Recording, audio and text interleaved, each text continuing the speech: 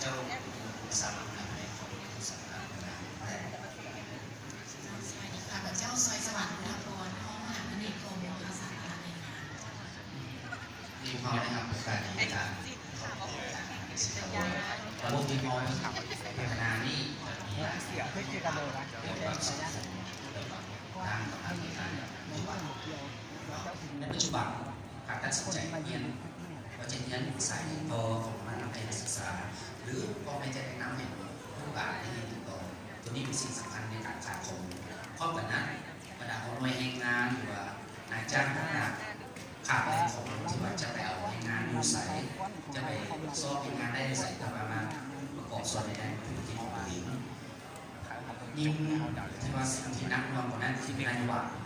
ภาครัฐเราก็สามารถสร้างนโยบายที่สัดส่วนเกี่ยวกับการควบคุมรายงานซึ่งมันเห็นได้คืออัตรางานเพิ่มขึ้นจาก1%ก็ซึ่งมาด้วยเหตุการณ์นั้นทางเขาเองในนามภาครัฐก็มีความพยายามในการสร้างก็คือว่าสร้างองค์กรเขาสั่งการงานเพื่อเป็นเครื่องมือในการให้เพื่อให้ในหัวอนาคตรายงานของสังคมเราที่อะไรอาชีพไหนที่จะยังคงอยู่อาชีพไหนที่จะบางงานและอาชีพใหม่ๆที่เกิดขึ้นในเนี่ยเพราะกันนั้นในโลกของเรานั้นก็มีแบบเหมือนอาชีพให้แก่ผู้บาดว่าเขาเองปัจจุบันมีซอฟต์สกิลลักษณะที่มีปณิสัยมากอาชีพก็จะเป็นงานใดผมเองเราคนที่มาคิดไปเร่งเลยเรียนกฎหมายมันต้องขอบคุณเพราะกันนั้นในโลกของเรานั้นก็มีเครื่องมือในการจับกลุ่มหรือว่าการจอบอาชีพสอบเรียนสำหรับจุดเด่นของเรานั้นเราก็มีการนำไส้เป็นตัวเสียฟ้าเพราะฉะนั้นก็นำไส้เป็นดิสเนสในการเล่นจุดเกี่ยวกับปุ่มไส้หนึ่งผ่านซึ่งจะต่างจากระบบอื่นเพราะเนี่ยเขาต้องใช้ระบบดิสเนสต้องเข้าใจว่าปัจจุบันนี้ฐานข้อมูลของคนเราของฟ้าเราถือว่ายังอ่อนน้อยก็สามารถมีเลขบัตรประจำตัวคนหนึ่งเป็นเลขบัตรประจำตัวให้การรับงานแต่ว่าผู้ได้สมัครเขาจะมาใส่เทคโนโลยีของโทรศัพท์เพราะแบบนั้นพวกเขาเองได้พัฒนามหาสมาชิกซึ่งเป็นโค้ดสำหรับการแมทชิ่งระหว่างผู้ต้องการผู้สมัครพอใช้มาขับมาในบ้านคนทำใช้ภายในบ้านการเขียนภาษาลาวมันหนึ่งนะแต่ถ้าเขาสามารถเสี่ยงคำว่าเรานั้นสามารถแมทชิ่งได้ดีเพราะนั้นเราได้แมทชิ่งเข้ามาสบายในชีวิตเนาะซึ่งในส่วนการค้าได้วิมาแล้วซึ่งเห็นได้ว่าการทัดสมาภาคการงานระหว่างที่เกษตรกรรมผู้ศึกษาและการบริการศาสนาเพราะกันนั้นเขามีมหาการศึกษาเนาะสิ่งว่าดิสโก้อะไรต่างๆเขาเรียกว่าเขาในระบบนี้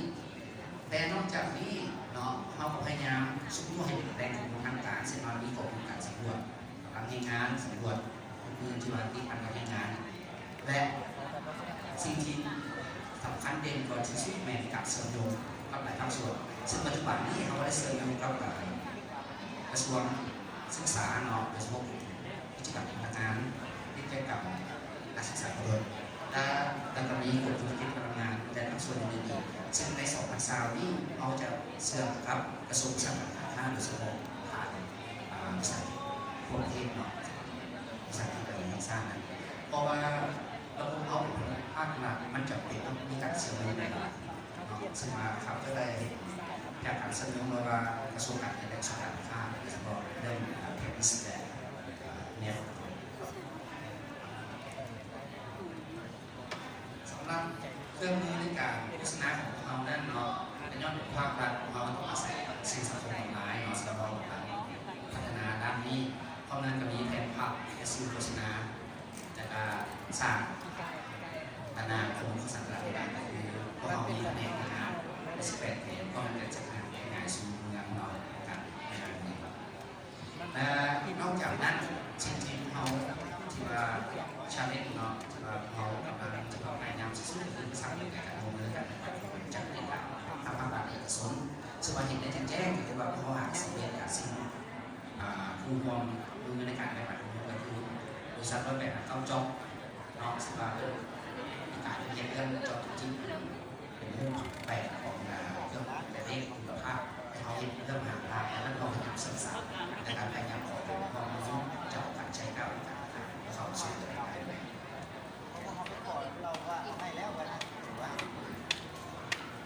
รับทิศทางเนี่ยคนเนาะพวกเขาว่าแน่นอนพวกเขาจะใช้คอนเซ็ปต์ของ Big Data กลายเป็นข้างของในงานทุกคนขึ้นว่าจะพยายามสร้างสมให้รู้ว่าแต่ละคนคล้ายดับ15แล้วเริ่มเห็นเรียกใส่ประสบเรียกใส่แล้วมีพฤติกรรมการทำงานแล้วใดได้เขาเรียกใส่เพิ่มถาม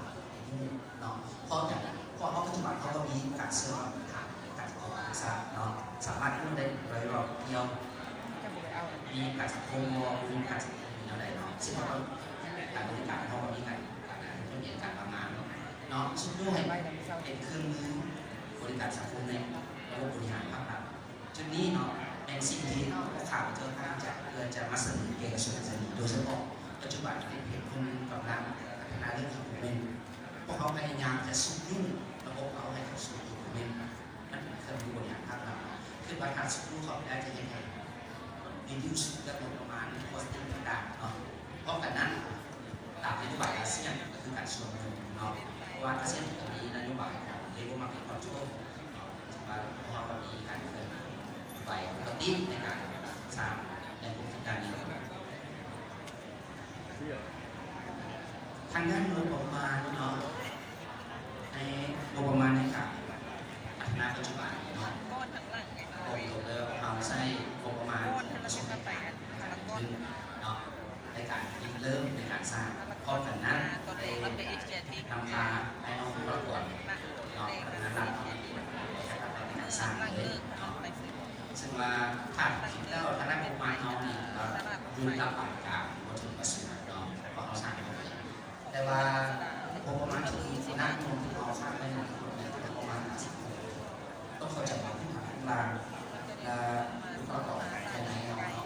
ว่าจะมองจะต้องสร้างด้านที่สองเพราะกันนั้นงบประมาณการเก็บกับของเราเนาะและการรองที่กับเขาสร้างและการบริหารให้คนรู้เรื่องในการใจแต่ในภาพว่าผลสำเร็จเนาะเราจะเห็นงานว่าในศาสตร์นี้ผู้ใช้หน่วยงานผู้นำใช้จะสามารถมีบุคซอฟเรียกกันทำได้หลายแต่บางงานจะดูโลพร้อมกันนั้นจะมีทางเหตุของการพยากรณ์ที่สัดเจนเช่นว่า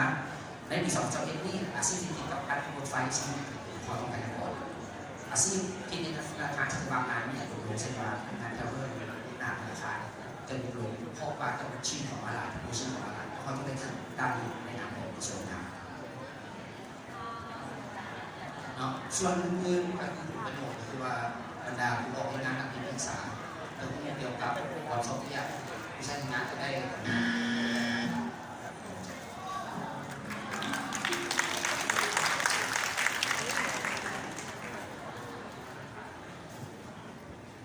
ต่อไปเราขอเสร็จคณะกรรมการแล้ว